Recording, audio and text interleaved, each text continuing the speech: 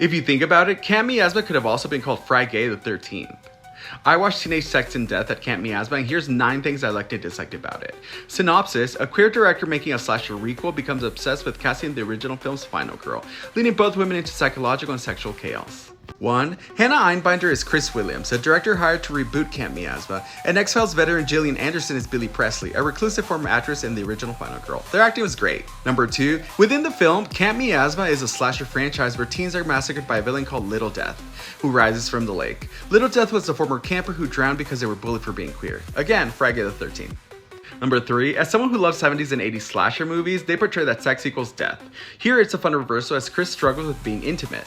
I'm also against slut shaming, so fly free girl, it's also part of the point of the title. Number 4, if you've seen I Saw the TV Glow, you'll be familiar with Jane Schumbrum's surreal existential approach to horror.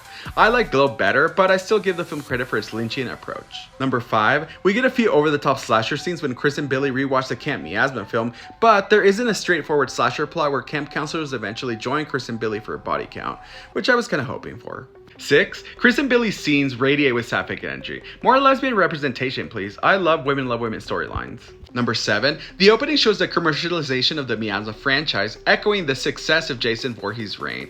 We're literally about to get Crystal Lake on Peacock. Art imitates life. Number 8. In a time where people are being very transphobic, Jane Schumbrum's making unapologetically queer horror movies that analyze the trans experience. That is badass. And number 9. Camp Miasma is a queer love letter to films like Friday the 13th and 1983's Sleepaway Camp, and to anyone who's felt seen in the macabre of the horror genre. So all of us.